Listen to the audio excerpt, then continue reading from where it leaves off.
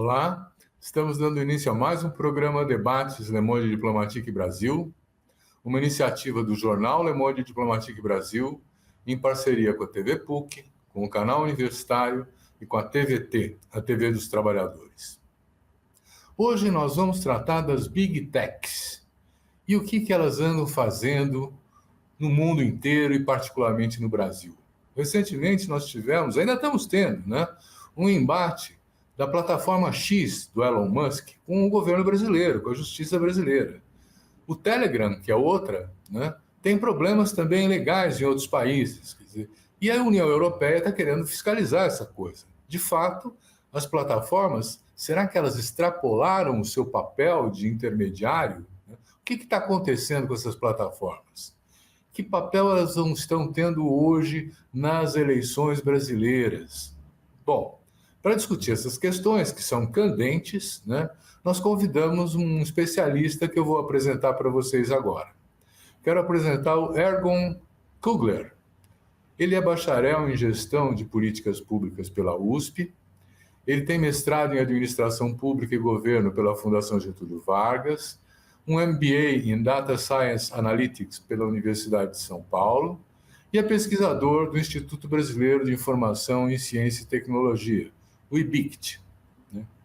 Ele colabora como monitor do debate político no meio digital, com o Observatório Interdisciplinar de Políticas Públicas, com o Grupo de Estudos em Tecnologia, Inovação e Gestão Pública, com o Grupo de Trabalho de Estratégia, Dados e Soberania de Grupos de Estudos e Pesquisas em Segurança Internacional. Ele coordena, em parceria com o GT Praetorium Data, o projeto de análise e caracterização de comunidades brasileiras de teorias da conspiração e redes desinformativas. Faz parte da Coalizão de Direitos da Rede, da Sala de Articulação contra a Desinformação, da Rede Nacional de Combate à Desinformação. E não vou falar mais, embora esse currículo seja mais extenso. Já está qualificado, Ergon. Muito obrigado por estar aqui com a gente. É um prazer contar com você. Nós estamos esperando que você ajude a nos esclarecer esse papel das Big Techs. Tem uma expressão que você usa, como enfrentar a ditadura das Big Techs. Ora, que ditadura é essa? Você pode esclarecer para a gente? Bom, prazer estar aqui conversando, apesar de ser um tema que não é tão feliz às vezes, mas uma alegria estar aqui nesse espaço, Silvio. Bom, basicamente, a gente tem tido uma série de problemas quando a gente pensa em relação às plataformas, às redes sociais. Desde os mais particulares, que são as pessoas, quando vai lá, sobe uma publicação na rede social, e aí a plataforma vai lá e derruba a publicação. Ou tem uma outra coisa chamada shadow banning, que, trazendo para o português, nada mais é do que um apagamento, uma invisibilização, que quando você sobe uma publicação, às vezes você usa determinada palavra-chave que a plataforma não goste muito e ela, em vez de derrubar a publicação de forma explícita, ela derruba o seu engajamento, as suas curtidas, o alcance dela. E isso tudo aqui vai fazendo com que a gente tenha publicações nas redes sociais que sigam o que basicamente as plataformas querem. O problema, Silvio, é que quando a gente está falando de algoritmos, que é uma palavra que entrou bastante na moda, a gente não está falando nada mais, nada menos do que um conjunto de regras que existem ali dentro da plataforma. Se a plataforma, por exemplo, ela quer dar um alcance 10 vezes maior para todas as publicações que tiverem escrita a palavra, por exemplo, azul, a gente vai ter um alcance maior dessas palavras escritas em azul. Se a gente tiver um alcance 10 vezes menor para aquelas que tiverem, por exemplo, vermelho ou qualquer outra palavra, a gente também vai ter um alcance menor. O problema é que quem decide isso não é a sociedade, não é o debate público, não é a democracia. A gente não tem uma forma de transparência, um debate minimamente amplo para a gente poder entender o que a gente quer do ambiente digital.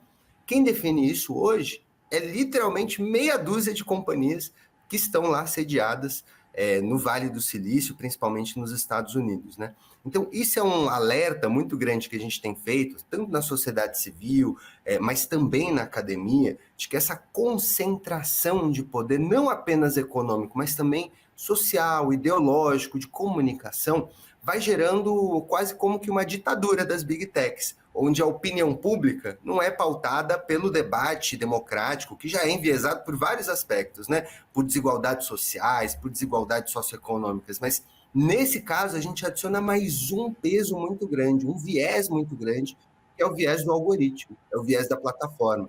Então, pouco a pouco, a gente tem tido os debates públicos cada vez mais direcionados. E aí, acho que tem vários casos que a gente pode se aprofundar aqui no diálogo. Um dos mais conhecidos no mundo foi o da Cambridge Analytica, né, que influenciou muito as eleições nos Estados Unidos. A gente teve também a questão da própria saída do Reino Unido lá do Brexit, né, que aconteceu na União Europeia, e também as próprias eleições aqui no Brasil, que estão mais próximas da gente, né? Então, diversos são os exemplos de como as plataformas, as redes sociais, e as chamadas Big Techs, influenciam diretamente o próprio processo democrático e a nossa opinião pública também. É um fenômeno relativamente recente, né? Quer dizer, as próprias Big Techs com esse tamanho são uma novidade do século XXI, talvez, a gente possa dizer, né? Porque, para mim, não fica claro, Ergon, como é que elas direcionam as preocupações das pessoas. Quer dizer, quando você fala do algoritmo, da seleção, o que está acontecendo lá dentro? Como é que abre essa caixa preta? Maravilha. Pensa o seguinte, se você gosta de conteúdos de carros, basicamente a plataforma vai apresentar para você conteúdos de carros. Porque se ela apresenta para você, eventualmente, um conteúdo de maquiagem, por exemplo, você talvez não se interesse tanto por aquilo, guarde seu celular e pare de ficar lá eternamente olhando a rede social. Então, o modelo de negócio hoje da plataforma é um modelo baseado no que a gente chama de economia da atenção. É um modelo de negócio em que quanto tempo mais você ficar preso ali no celular, mais ela vai mandar publicidade para você. E mais ela vai conseguir ganhar dinheiro em cima de você usando a plataforma. É aquela brincadeira de que se você não paga por algo, o produto é você. Mas na prática significa que conforme a gente fica horas eventualmente ali nas redes sociais, a gente acaba gerando audiência para a publicidade que a plataforma manda para a gente. E aí, entre um post e outro ali de carros, por exemplo, ela vai ganhando um dinheirinho mandando propaganda para você. Então, esse modelo de negócio, ele tem uma série de preocupações. A gente pode falar do aspecto do vício, a gente pode falar do aspecto da saúde mental, mas eu vou trazer um aspecto ainda mais perigoso para a nossa sociedade. Um levantamento realizado pelo Instituto Think Twice Brasil, por exemplo, no início agora de 2024, revelou que o TikTok estaria ativamente mandando conteúdos de violência e automutilação, inclusive, para jovens e adolescentes. E aí você pergunta, mas por que o TikTok quer ganhar com isso? Por que aconteceria algo dessa natureza, né? A resposta é muito simples. O algoritmo do TikTok, a dinâmica de distribuição de conteúdos do TikTok, percebeu que jovens e adolescentes veem mais esse tipo de conteúdo, vicia mais para esse tipo de público. Então, o modelo de negócio da plataforma ficou empurrando ainda mais conteúdo de violência porque percebeu que era aquele público que ficava. Então, não vale tudo pela atenção ali da pessoa que está passando nas redes sociais, não vale tudo até pelo lucro da publicidade, até conteúdo de violência, de automutilação, em outros casos, de teorias da conspiração, a plataforma vai distribuindo para as pessoas. Então, essa é a grande preocupação. Porque a gente não está falando, por exemplo, de existir uma curadoria de conteúdo, de serem priorizados conteúdos educacionais, conteúdos científicos, conteúdos que minimamente tenham um compromisso com a democracia. A gente está falando de conteúdos que vão, independente ali do viés, causar vício na pessoa, vão fazer com que ela fique mais tempo lá, porque é isso que gera lucro para a plataforma. Às vezes um conteúdo educativo vai fazer a pessoa fechar o celular, sair fora e não dá tanto lucro. Agora, ficar mandando o mesmo tipo de conteúdo viciante prende a pessoa lá e gera mais publicidade para a plataforma conseguir lucrar em cima. Vamos tomar outro exemplo, Ergon. O que aconteceu com essa briga do X com a justiça brasileira? Conta para nós. Maravilha, acho que cabe aqui trazer alguns exemplos, inclusive. A gente teve, lá em maio de 2023, se me permite trazer esse panorama um pouco mais histórico, uma série de ataques em ambiente escolar. Se a gente for lembrar, tinham tanto ameaças de que iam ter ataques em escola, mas mais do que isso também, a gente teve, inclusive, ataques mesmo que aconteceram, né? Pessoas ali, jovens, crianças cooptadas que atacaram as escolas. Pois bem, apesar dessa tragédia toda, a gente teve um esforço coletivo, uma sensibilização da sociedade e tudo mais. E a Polícia Federal descobriu uma série de grupos nazistas se organizando, por exemplo, no Telegram, aliciando criança, cooptando adolescente. E aí, quando a justiça chegou para pedir para o Telegram entregar os dados desses usuários, o Telegram deu a desculpa de que não entregaria porque feriria o direito à liberdade de expressão e feriria o direito à privacidade desses usuários que estariam ativamente cometendo crime no território nacional. Perceba o absurdo. A gente está falando do crime de propagação do nazismo, em primeiro lugar, algo que é tipificado na legislação brasileira, que não pode ter o apoio explícito, inclusive, ao nazismo. Isso aqui é gravíssimo. Mas mais do que isso, a gente estava falando de casos onde haveria um risco imediato à saúde e à integridade de uma série de crianças que estavam sendo cooptadas e tendo ataques em ambiente escolar. E a desculpa do Telegram é que não entregaria esses dados. Agora, a grande preocupação é porque não tinha nem mesmo para onde mandar um oficial de justiça, porque o Telegram não tinha, inclusive, um logadouro, um endereço, um responsável no território nacional. Então, para onde você manda a justiça oficiar, por exemplo, alguém que está responsável? Uma dinâmica muito parecida tem acontecido agora com a questão do antigo Twitter, agora X, ou X, se a gente for falar. Infelizmente, uma série de crimes têm sido praticadas no ambiente do antigo Twitter. Inclusive de propagação ali de discursos de ódio, de mobilizações para tentar dissolver o Estado Democrático de Direito. E a justiça brasileira tem investigado uma série de práticas ilícitas no ambiente digital. Ocorre que, da mesma forma que o Telegram se recusou a entregar os dados dos usuários, agora a gente tem também o Twitter num embate ali de não querer entregar os dados dos usuários. A diferença é que o Elon Musk, inclusive, politizou, polarizou esse debate numa defesa ideológica, né? Então, quando é algo que interessa a ele, ele compra a briga e mantém o usuário na plataforma. Quando é algo que é ideologicamente oposto a ele vai lá e derruba mesmo, bane, censura. E aí o perigo, para concluir o raciocínio, Silvio, é que quem julga, no caso, o juiz da decisão aí no caso das plataformas, é o mesmo acusador e a mesma vítima, porque a plataforma, por exemplo, pode falar, eu não gostei dessa publicação, eu vou julgar um banimento, e se você tiver que recorrer, você vai ter que recorrer à mesma plataforma que te baniu aqui. Então você não tem um espaço, inclusive, para reivindicar se sua publicação foi derrubada por um erro, por um engano. Se você for lesado ali por uma decisão, aí sim, unilateral, monocrática da plataforma, aí você fica à mercê da própria boa vontade da plataforma. E por isso que é tão preocupante, né? Nós vamos fazer um pequeno intervalo e já voltamos.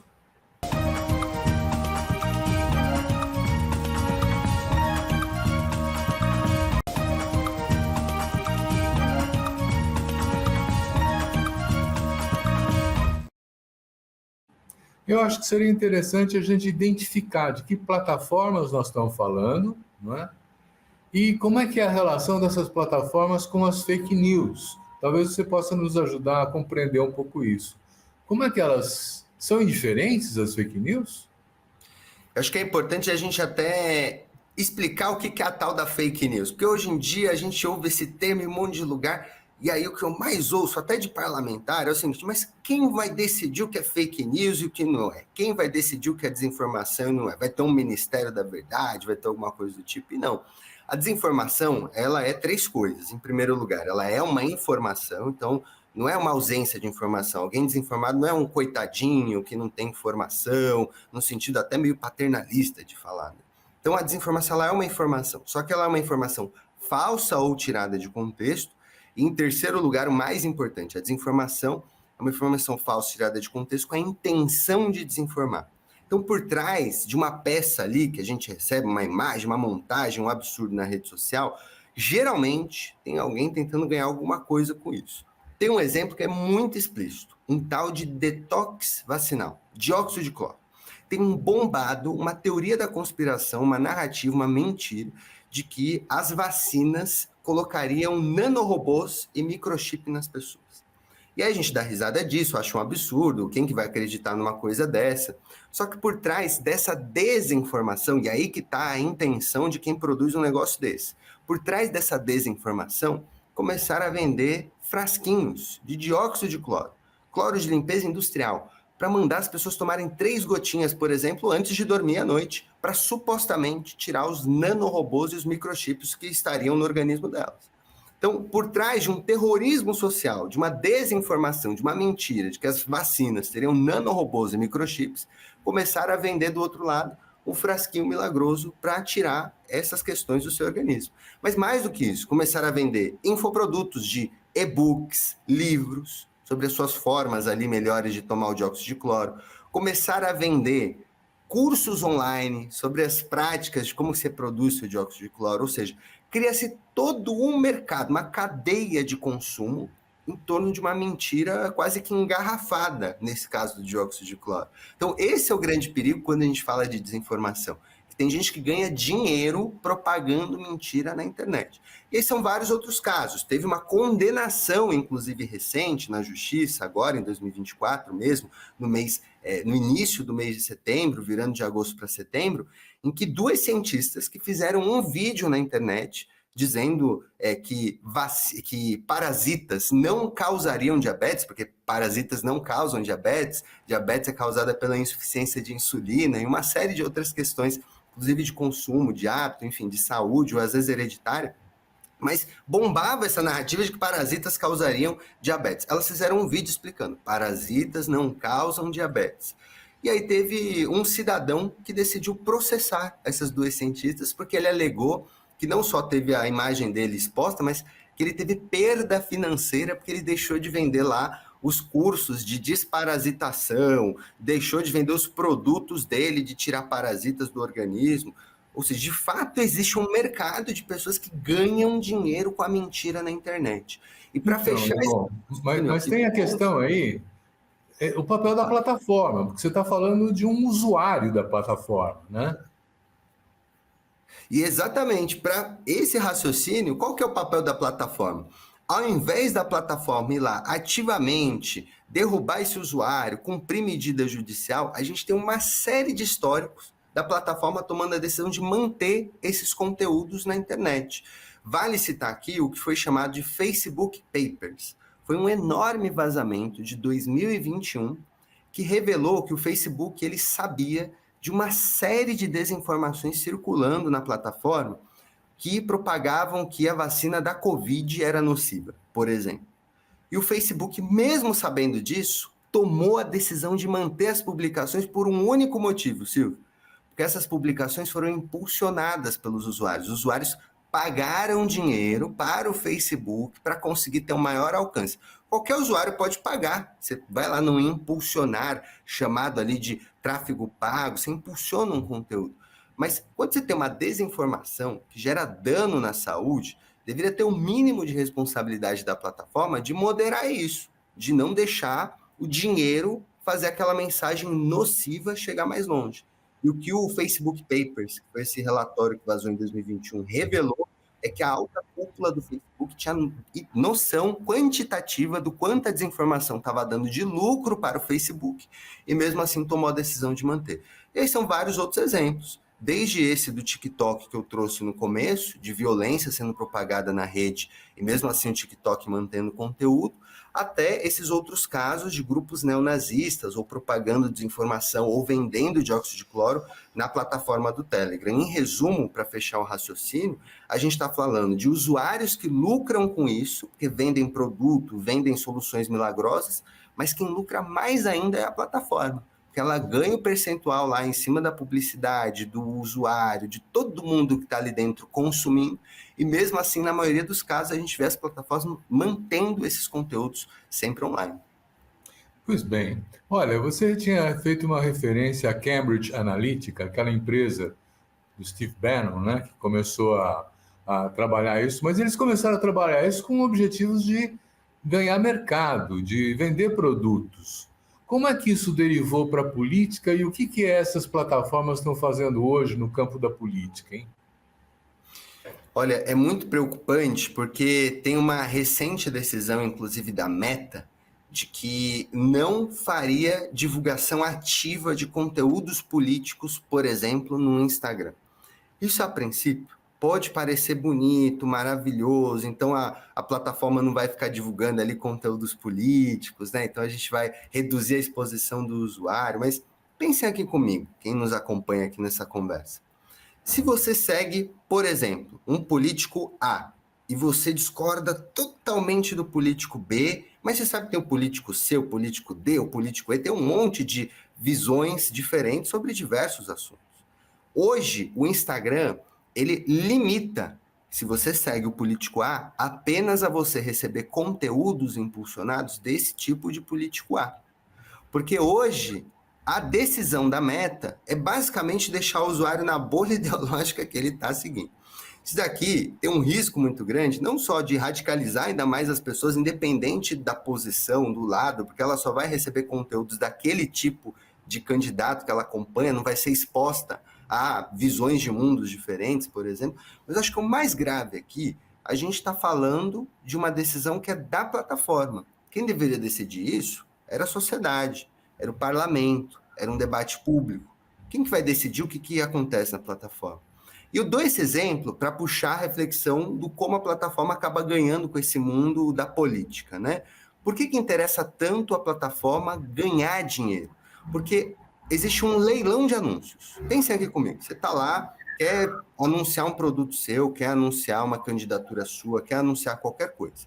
E quando você sobe esse conteúdo, você clica lá no impulsionar, você aceita um valor e vai distribuindo o seu conteúdo lá para pessoas direcionadas do perfil que você escolheu. Então, você quer que o seu conteúdo chegue para, por exemplo, homens de 35 a 45 anos que estão na região do Grande ABC de São Paulo. A plataforma, por um dinheiro, vai lá e distribui esse conteúdo. Legítimo.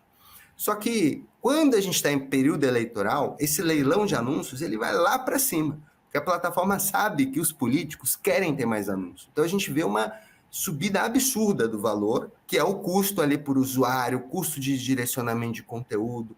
Então, quando as plataformas ganham muito dinheiro, é porque está em período eleitoral, porque está ganhando, inclusive, em cima da publicidade ali direcionada desses políticos. Então, o grande debate gera muito lucro para as plataformas fazer a publicidade de conteúdos políticos. E o segundo ponto hoje, quem tem decidido que tipo de conteúdo político vai para o Silvio, vai para o Ergon, ou vai para quem nos assiste aqui hoje, é a própria plataforma. A gente não tem qualquer mecanismo de transparência ou de pluralidade em cima disso. Então, gera lucro e quem decide o rumo disso hoje não é a sociedade, é a própria plataforma. Mas e as plataformas têm posições políticas semelhantes? Porque se você está falando que o filtro vem da plataforma, né, qual é a posição política da plataforma? Olha, tem vários testes, vou dar um exemplo aqui, que vão, por exemplo, usar uma hashtag empreendedorismo e comparar a mesma publicação, o mesmo texto, só muda a hashtag lá para a hashtag feminismo, por exemplo. E o alcance é visivelmente diferente. Você tem uma com empreendedorismo chegando muito mais longe, muito mais pessoas, e conteúdos com a palavra feminismo, por exemplo, tendo um alcance muito menor. A mesma coisa quando você tem publicações sobre a Palestina. Tem uma série de estudos que têm mostrado que o alcance da plataforma força a publicação cair para nem metade das pessoas quando você usa a palavra Palestina na publicação. Quem nos ouve aqui pode fazer esse tipo de teste e experimentar. Pega a mesma imagem, o mesmo texto, muda só a hashtag, para vocês verem o que acontece ali no alcance da plataforma. Só que é curioso, porque quando a gente está falando desses modelos de negócios que dependem da atenção do usuário, meio que tem para todo mundo. Então, a plataforma ela ganha tanto quando tem um conteúdo, falando aqui de forma explícita, da esquerda, quanto tem da direita. Quando tem um conteúdo mais moderado, quanto tem um conteúdo mais conservador. Então, a gente está falando da plataforma ganhar em qualquer cenário. A casa ganha em qualquer cenário. Só que quanto mais polêmico, quanto mais radical, quanto mais agressivo, quanto mais polarizado for o conteúdo, mais vai alcançar pessoas, porque mexe com a emoção da pessoa, sensibiliza a pessoa. E aí a plataforma acaba tendo muito mais lucro. Em qualquer situação, a plataforma ganha. Mas quando você tem um processo de radicalização política, quando você tem um processo de extremismo, de ataque às instituições, é triste ver. A plataforma ganha ainda mais, porque o alcance tende a ser ainda maior. Ergon, só para confirmar, né? Quer dizer, então, quem decide politicamente o que o cidadão vai ver são as plataformas, né? Perfeitamente. E essa é a tal da ditadura dos algoritmos, essa é a tal da iacracia que a gente vive hoje. Quem decide, vou dar um exemplo muito explícito, o quanto o PL das fake news, que foi debatido em maio de 2023, vai ter de alcance ou não nas redes sociais, é a própria plataforma. A gente tem que lembrar que quando estava em discussão no Congresso Nacional, na Câmara dos Deputados, para ser votado no dia 2 de maio de 2023, o PL 2630 de 2020, chamado PL das fake news, o Google colocou ali, na sua página inicial, um manifesto contra o projeto de lei. Até aí, está na página inicial, é um abuso de poder econômico na visão de alguns, mas mais grave do que isso foi a gente ver as plataformas usarem os algoritmos para direcionar conteúdos contra o projeto de lei. Imagina o seguinte, empresas sediadas em outro país influenciando a discussão de um projeto de lei do Brasil. Essa é a gravidade quando a gente fala de invasão na nossa soberania nacional. A gente está falando de um movimento explícito dessas companhias decidindo a nossa legislação, decidindo a nossa regulação. E aí é muito grave, porque você até usou o termo aqui caixa preta, é exatamente isso. A gente não tem noção de quais são os algoritmos. Eu gosto de fazer uma analogia muito curta que eu acho que ajuda a gente a entender. Imagina um país em que tem uma constituição que é secreta. Somente o presidente da República e meia dúzia de ministros sabem o que está escrito nessa Constituição. Ia ser um absurdo, porque a gente ia sair na rua, Silvio, a gente não ia saber se pode atravessar no sinal vermelho, no sinal verde, a gente não ia saber a regra, não ia ter acesso à lei, não ia ter acesso à Constituição. Só que hoje, no ambiente digital das plataformas, é quase como se fosse um país com essa Constituição secreta. Porque a gente não sabe se a gente fizer uma publicação com um post tal, se a gente vai ter mais ou menos alcance. Se a gente defender uma ideologia tal, a gente vai ter mais ou menos repercussão. O que a gente sabe é especulação em cima do que ela entrega de volta, porque a gente não tem um relatório de transparência dos algoritmos. Elas não prestam conta sobre o que faz uma publicação ir mais longe ou menos longe. E a gente tem basicamente um mistério, uma névoa em cima do que de fato ali é decidido. Quem decide hoje, para resumir, são as plataformas e em completo segredo que elas colocam como se fosse modelo ali secreto de negócio, né? Completo segredo que a gente, enquanto democracia, não tem poder de decisão de, por exemplo, falar conteúdos educacionais, científicos, positivos deveriam ter mais alcance, conteúdos nocivos de automutilação deveriam ser banidos. A gente não tem. Quem decide isso é a plataforma e se a gente não segue os termos de uso, ela nos pune sem a gente nem ter noção de quais são esses conteúdos. Bom, nós estamos falando de empresas como a Meta, como Google, né? Quer dizer, que valem trilhões. Hoje em dia elas são mais poderosas do que muitos países, em termos de comparar o PIB desses países com o faturamento dessas empresas, né? Então, tem toda uma dúvida se é possível que os governos nacionais venham, de alguma maneira, a disciplinar essa ação, né? O dono do Telegram foi preso na França, né? Nós temos o Elon Musk brigando com o Supremo Tribunal Federal, a União Europeia está preocupada com isso, né? Tem meios de controlar a ação dessas plataformas ou hoje em dia elas deitam e rolam? Olha, é imprescindível, e isso é um pedido amplo da sociedade civil que se organiza nessa questão de democratização da comunicação, de direitos do ambiente digital, de direitos na rede, que é imprescindível a gente ter a aprovação do PL 2630 de 2020, que já há 4 anos é discutido no Congresso Nacional e hoje, infelizmente, foi engavetado pela presidência da Câmara dos Deputados. Só que eu gosto de trazer alguns números para a gente refletir sobre esse poder das Big Techs. A gente está falando, só no ano de 2023, de um lucro de 327 bilhões, com B de bola, de dólares. Um lucro não é faturamento. O lucro é o que você faturou, você pagou todas as despesas e depois sobrou no fim do mês ali, né, para poder pagar os associados, né, quem ganha dinheiro com aquilo. O lucro anual das principais Big Techs acumulou 327 bilhões de dólares em 2023. É quase R$1 trilhão, se a gente for fazer ali mais de R$1 trilhão, a conversão para a nossa moeda. Isso aqui é um absurdo, a gente está falando quase do PIB brasileiro, né, ali sendo utilizado por meia dúzia de companhias que estão mandando na decisão pública. E aí há um ponto importante sobre a questão da regulação, que é o seguinte, Silvio. A gente já tem a lei o Ato de Serviços Digitais, que foi aprovado na União Europeia. Então, hoje a União Europeia, desde o começo desse ano, tem a validade de uma legislação que rege sobre a regulação econômica e social dessas plataformas.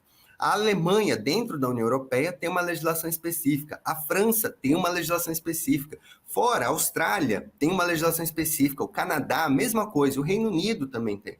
Então, a gente está falando de países que já têm uma série de regras para inibir a atuação dessas plataformas. E o mais importante, não é censurar publicação A, publicação B, falar que pode falar isso, falar que pode falar aquilo. É exigir da plataforma uma transparência, minimamente relatórios recorrentes de quais são as ações que estão tomando para inibir desinformação, para inibir crime de aliciação de menor, por exemplo, e para falar quais são os parâmetros transparentes. Só que quando a gente vai para o sul global, quando a gente vai para países aqui da América Latina, por exemplo, a gente tem o chamado lobby das Big Techs atuando de forma intensa. Eu dei o número de 327 bilhões de dólares acumulados de lucro em 2023. Dou outro número, 97 milhões de euros, quase 100 milhões de euros, destinados abertamente na prestação de contas, isso aqui não é vazamento não, para lobby das Big Techs. Existem hoje cerca de 620 escritórios cadastrados ao redor do mundo que acumulam esse ganho de quase 100 milhões de euros só para fazer lobby em nome das Big Techs. Isso é prestação de contas públicas e que a gente ali não precisa nem investigar tanto para poder encontrar. Então a gravidade é essa, porque é tamanho poder que elas superam a indústria do petróleo, que elas superam a indústria da construção imobiliária, que elas superam a indústria farmacêutica, e hoje tem dinheiro de sobra para poder influenciar legislações locais onde elas não querem ser reguladas. Para os gringos, a gente tem regulação, norte global. Para o sul global, infelizmente, a gente não tem conseguido avançar, porque o poderio delas tem sido enorme. Olha, nós vamos fazer um outro intervalo e depois eu vou perguntar para você se a polarização política que nós estamos vivendo hoje decorre dessa ação das plataformas, né? Por favor, vamos então ao intervalo.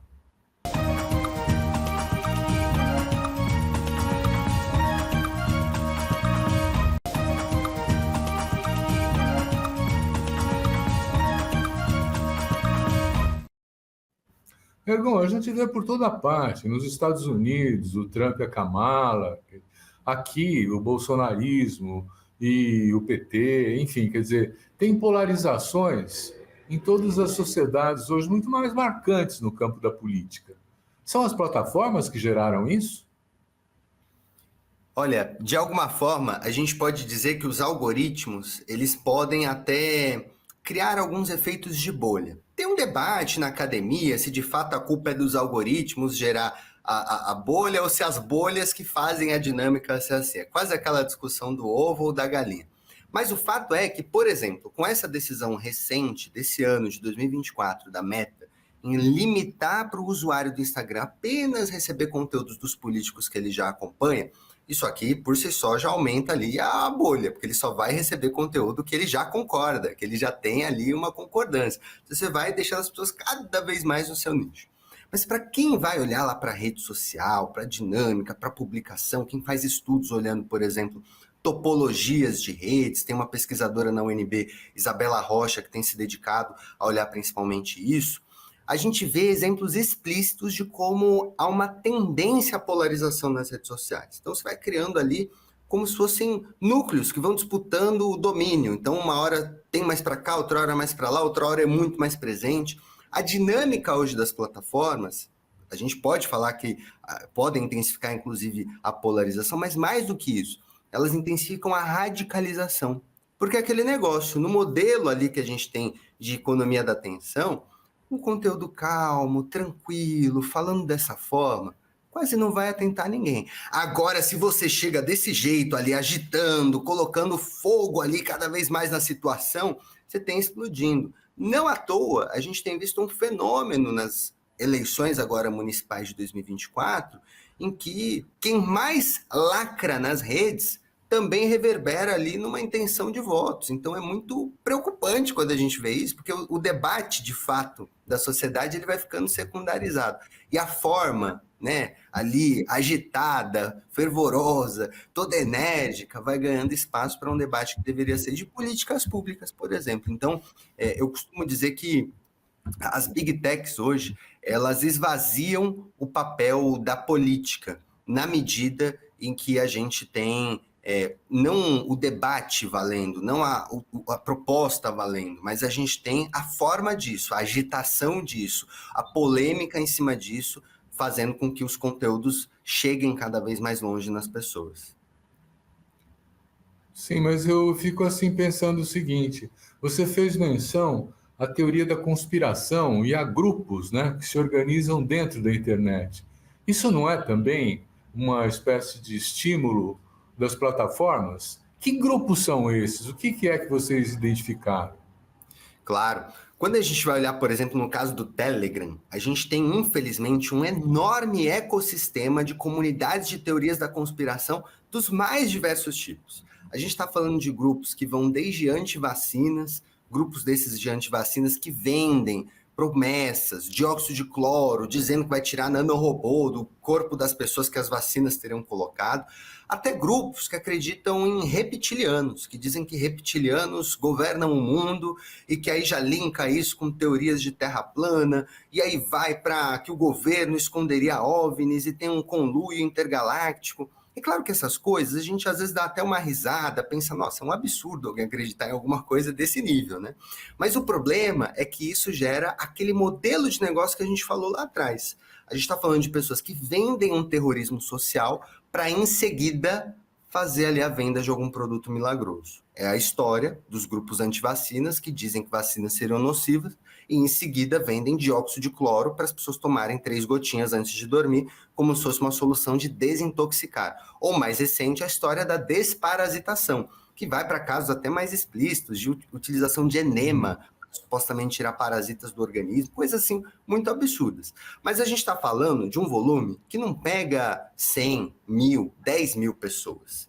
Nesse levantamento recente que a gente lançou, foram identificadas quase 1.000 comunidades que desde 2016 já propagam conteúdos e que até agora, 2024, acumulam 27 milhões de publicações. E a gente está falando de 2 milhões e 300 mil usuários envolvidos nessas comunidades de teorias da conspiração brasileiras. A gente está falando, em termos gerais, quase 1 a cada 100 brasileiros ali metidos de alguma forma nessas comunidades que propagam. Obviamente, nem todas as pessoas nessas comunidades são necessariamente brasileiras. É uma estimativa que a gente faz aqui para tentar comparar. Podem ter pessoas de outros países, mas os grupos são brasileiros. Hoje, os grupos brasileiros mobilizam 2 milhões e 300 mil usuários. Irmão, eu estou acompanhando falando, né? Mas eu acho que mereceria dar uma entrada no que são esses grupos de conspiração, né? Nós estamos falando, você falou em células nazistas também, do que nós estamos falando? Maravilha, são 15 categorias, eu vou falar por cima delas e eventualmente a gente pode aprofundar em algumas delas. Então a gente tem em primeiro lugar os grupos anti-ciência, que são grupos que vão negar desde a teoria de Darwin, que eles chamam de teoria abstrata, de teoria exagerada, e alguns vão até falar que a gravidade é uma mentira. Aí a gente pode se aprofundar nesse absurdo, se você quiser dizer. Outros grupos vão ter o que a gente chama de anti-agenda woke. A agenda woke, para algumas pessoas, seria uma agenda feminista de promoção de direitos LGBT e de inclusão racial. E existem indivíduos que gostam de propagar discurso de ódio, por exemplo, que dizem que existe um plano global de propagação dessa agenda woke e que, portanto, eles seriam os guardiões da moralidade contra essa agenda woke. Existem também, em terceiro lugar, os grupos anti-vacinas, que foram os que a gente já disse aqui. Existem grupos de apocalipse, sobrevivência, que falam de um grande reset mundial, que dizem que em algum momento a elite global vai querer extinguir a humanidade e que, portanto, a gente vê vários documentários até por aí de pessoas que criam bunkers, que se isolam em vários lugares. A gente tem também conspirações gerais que vão desde nova ordem mundial, de vários aspectos. A gente tem globalismo, que é essa galera que acredita que existe uma ideologia globalista, global, que tenta incidir no nosso território nacional, de vendas de medicamentos alternativos, que são os chamados off-label, negacionismo climático, a gente também tem essas temáticas, tem comunidades de negacionismo climático, a gente tem os que acreditam em uma nova ordem mundial que dominaria tudo, tem alguns de ocultismo e esoterismo, que não é o exercício livre da religião, é diferente, é uma ideia de que todos aqui estariam transcendendo numa onda, numa vibração, mistura coach quântico, por exemplo, com soluções milagrosas. A gente tem avançando ali algumas teorias que vão falar de que o governo esconderia OVNIs, esconderia relações intergalácticas. A gente tem uma que é chamada QAnon, que é muito inspirada no Pizzagate, lá dos Estados Unidos, que diz que existe uma cabala, que o governo, por exemplo, estaria numa ordem satanista armando coisas. E os últimos três, a gente tem grupos ali de reptilianos, tem pessoas que acreditam que existem reptilianos dominando o mundo. Aí entram os de terraplanismo em penúltimo lugar, e o último aqui da lista também, a gente está falando de grupos de revisionismo e discurso de ódio, onde entram, de fato, até mesmo grupos nazistas explicitamente. E aí, por que grupos nazistas entrariam nesse bojo de teorias da conspiração? Porque a prática desses grupos do Telegram, por exemplo, é uma prática de revisionismo histórico, de dizer que algo que aconteceu na história não aconteceu, que o governo estaria escondendo. É uma teoria da conspiração que joga a culpa, inclusive, em cima de pessoas judaicas, né? Então é muito grave esse tipo de discurso. E o total desses usuários, que a gente está falando de grupos, de comunidades, é de 2.300.000 usuários. Só nesse de revisionismo de grupos nazistas no Brasil, a gente está falando de 34 mil usuários que estão metidos nessas comunidades. Então é muito grave. Olha, nós temos na história do Brasil a formação de grupos nazistas há décadas, né? Quer dizer, já houve inclusive um partido que foi formado aqui, depois foi extinto, né? Quer dizer, nazista, né? Então, eu estou pensando assim, a tradição dos grupos nazistas existia antes das plataformas, mas elas foram multiplicadas pelas plataformas, é isso que você está dizendo? Infelizmente, as comunidades digitais, da mesma forma que elas podem democratizar conhecimento, etc., mas elas também podem popularizar a ignorância, popularizar a conspiração, popularizar o absurdo. Então, é tendência nessas comunidades, quando a gente vê a série histórica, quando a gente vê ao longo do tempo, em primeiro lugar, como a pandemia explodiu o volume de usuários nessas comunidades. Então, a gente estava falando de um volume muito menor e que, de repente, na pandemia, sem exagero, trazendo métricas aqui do estudo, teve um aumento na média de 1000% de movimentação nessas comunidades de teorias da conspiração, na média. Então, a gente tem uma crescente que foi muito expandida pela pandemia, talvez as pessoas nas suas casas, sem ter ali muitas coisas para fazer no dia a dia, o desespero, por exemplo, com a pandemia acontecendo, a narrativa de que a pandemia teria sido um plano da OMS, isso daqui deu pano para manga para essas comunidades crescerem. Mas tem um ponto aqui que é muito interessante, Silvio. Essas comunidades, elas são muito interrelacionadas. O que significa essa palavra grande? Significa que quem entra num grupo sobre nova ordem mundial, por exemplo, acreditando que existe uma elite global que domina tudo, recebe também conteúdo de antivacina. E aí, de repente, recebe um convite para entrar no grupo de antivacina. Passa algumas semanas, recebe um convite para entrar num grupo de terra plana. Passa outras semanas, pode cair num grupo de revisionismo histórico, um grupo nazista, um grupo mais radicalizado ainda. Ou seja, essas comunidades, por serem muito interconectadas, e é isso, inclusive, um dos pontos que o nosso estudo revela, elas fazem com que as pessoas vão circulando entre esses grupos. Elas não recebem apenas conteúdo daquela temática que elas estão. Se elas estão num grupo de terra plana, elas invariavelmente vão receber algum conteúdo dizendo que vacinas não funcionariam. E esse é o nível de gravidade. Claro que aqui a gente está falando de algumas teorias da conspiração que são mais, outras são menos nocivas, mas na média a gente está falando de grupos que vão se radicalizando ao ponto de repente, defender inclusive o nazismo. Então essa é a gravidade que a gente está falando no território brasileiro hoje. Ok, nós vamos fazer um último intervalo e já voltamos.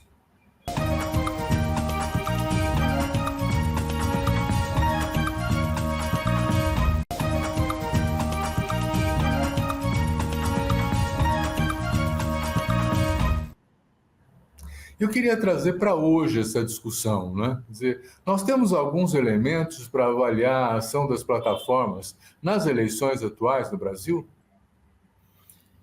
Olha, é interessante notar a questão do timing. Quando a gente vai ver essa discussão, por exemplo, do Elon Musk e tudo mais, foi no dia 17 de agosto que o Musk fechou o escritório do antigo Twitter, atual X, no Brasil.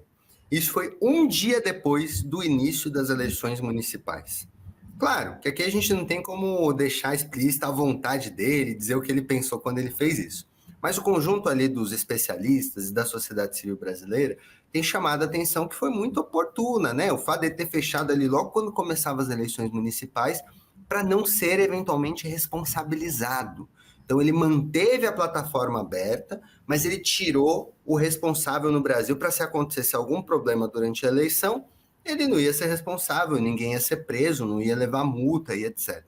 E foi nesse contexto dele tirar a representação do Brasil que em 30 de agosto, alguns dias depois, a gente teve a decisão do Alexandre de Moraes para poder banir a plataforma no território brasileiro, e que em 2 de setembro foi a decisão colegiada, o conjunto ali do Supremo decidiu, né, para além da decisão individual do Alexandre de Moraes, pela suspensão da plataforma, porque ele tirou o representante, ele tirou o escritório do Brasil e não tinha uma responsabilidade ali, inclusive jurídica, em cima de qualquer problema que acontecesse na plataforma. Só que, independente disso, a gente tem essas outras ações das outras plataformas. Obviamente, tem plataformas que acabam sendo mais parceiras ali a nível de governo federal. A gente vê, por exemplo, curiosamente, o TikTok, num diálogo até mais aproximado com o governo federal, fazendo algumas ações ali, se colocando à disposição.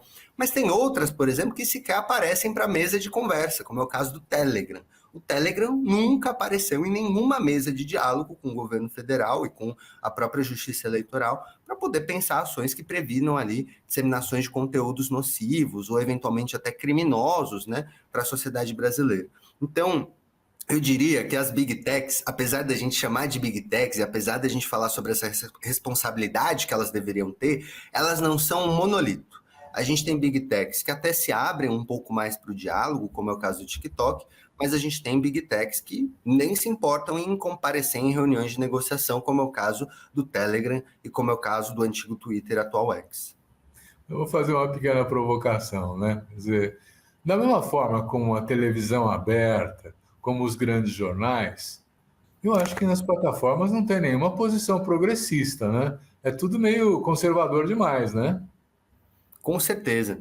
E se a gente vai ver até esses exemplos das hashtags, do uso de palavras-chave e tudo mais, vai punir quem usa feminismo, vai punir quem usa Palestina, vai punir quem usa palavras ali específicas. E quando a gente traduz isso para as eleições, imagina que grave, uma candidatura que eventualmente traga essas palavras vai ter o seu alcance reduzido na plataforma. E uma candidatura mais de direita, mais até bolsonarista no sentido radical, pode ter seu alcance impulsionado em alguma medida. Claro, diversos estudos vão olhar quanto a isso em termos mais numéricos, mas a percepção assim, empírica, concreta, que a gente consegue ter é essa. O quanto quem lacra no radicalismo, na anti-instituição, indo para cima, polarizando e etc., infelizmente ganha mais palco na rede social. E aí o jogo, Silvio, que já é desequilibrado, porque quem tem mais dinheiro ganha mais espaço na eleição. Quem tem mais poder ganha mais espaço na eleição. Quem tem uma ideologia alinhada com as plataformas, mais de direita, ganha mais espaço também nas eleições. Então é muito grave isso, porque a gente está falando de mais um peso que torna ainda mais desigual a nossa chamada democracia. É por isso que se acusam as plataformas de ter manipulado a decisão do Brexit, de ter influído na eleição dos Estados Unidos, mesmo já de Bolsonaro aqui, né? Quer dizer, elas têm esse poder. E existem algumas falas de criar uma regulação internacional para essas plataformas. Isso está caminhando? Olha, existem muitos esforços ao redor do mundo, inclusive para discutir que se a gente tem fronteira entre os países, quando a gente entra na rede social não existe fronteira nenhuma. E aí está o grande risco. Imagina o seguinte, uma sala do Discord, que é outra plataforma que a gente nem comentou aqui, mas que foi alvo de uma série de investigações da Polícia Federal após serem o palco de articulação para ataques em ambiente escolar.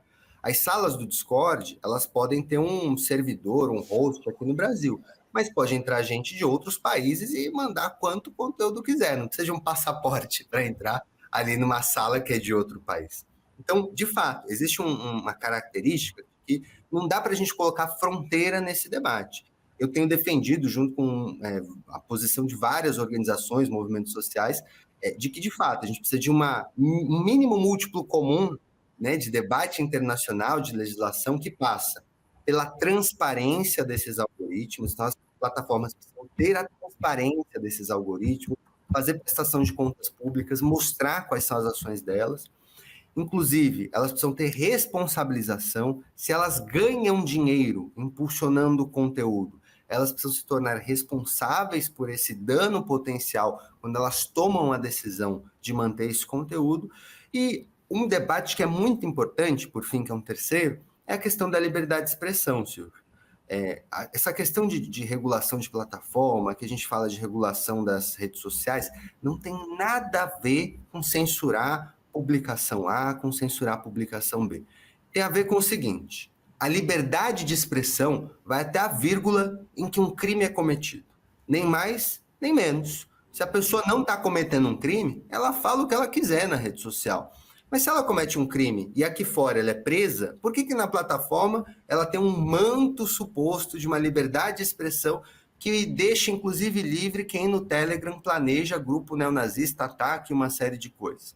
Então, nada mais é do que um esforço para fazer com que a lei que vale fora das redes sociais também venha a valer dentro do ambiente digital. Porque senão a gente vive uma terra de ninguém, uma terra sem lei, em que todo mundo faz o absurdo que quiser. E, obviamente, a gente está sendo light aqui, viu, Silvio? Porque a gente está falando de crime de venda de dióxido de cloro, que já é bem grave. Mas a gente está falando também, que a gente nem citou esses assuntos que são muito mais pesados, de aliciação de menores, de tráfico de pessoas, de uma série de outros crimes que acontecem nas plataformas, às vezes abertamente. As plataformas acabam tendo ciência e se omitem, às vezes, na responsabilização. Então, a gente está falando de crimes graves, que inclusive envolvem crianças, às vezes. Né? Então, olha, mas aí eu fico com uma questão, quer dizer, se a gente tem todas essas infrações no mundo digital, o Estado brasileiro está aparelhado, tem condições, tem capacidade técnica para impor uma regulação?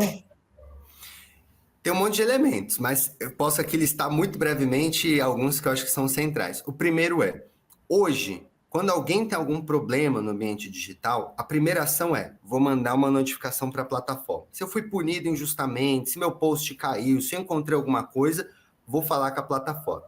Se a plataforma não responde ou faz alguma ação que o usuário não quer, essa pessoa, ela geralmente recorre à justiça. E aí a justiça tem o seu ritmo, que a gente sabe que não é tão rápido. Às vezes pode demorar um tempo para a gente conseguir alguma coisa. E nesse tempo, um usuário já pode ter se dado mal. Ou então a gente pode ter a prática de um crime ocorrendo. Só que qual que é o outro problema? Se a justiça vai lá, toma uma decisão, vai fazer alguma coisa, se a plataforma não tem sede em território nacional, vai mandar para qual endereço oficial de justiça? Para onde que manda a decisão ali, para cumpra-se tal coisa? Não tem endereço. Por isso que é tão necessário a gente ter uma legislação que, por exemplo, um dos termos do PL 2630 é que qualquer plataforma que opere em território nacional com mais de 10 milhões de usuários, não é para qualquer startup, é para as grandes mesmo, não é para prejudicar a inovação, é para quem é gigante. Precisa ter, no mínimo, uma representação legal no país. Precisa ter quem que é o responsável legal, qual que é o escritório, qual que é o endereço, se acontecer um crime, quem que vai responder pela plataforma. Porque senão, é isso, qualquer padaria de esquina, das melhores às piores, tem lá a vigilância sanitária que vai ver se o produto vai causar alguma doença para o seu filho, se você comprar lá a comida para o seu filho.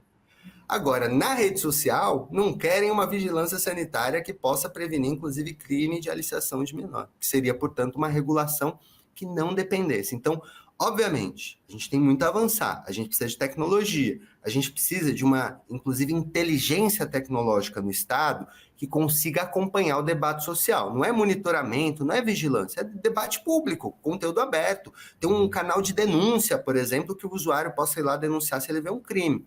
Mas hoje as plataformas elas não cumprem nem um pouco disso, porque elas não se veem na obrigação. Não tem legislação, não tem sede em território nacional algumas delas, e aí elas fazem o que elas querem e acaba virando terra de ninguém o ambiente digital. Ergon, nós estamos chegando ao final do nosso papo. Ele foi muito bom, muito estimulante, preocupante, né? Mas o tempo está terminando. Eu queria deixar para você um momento para você nos dizer um pouco como é que você está avaliando a atuação das plataformas nesse momento eleitoral.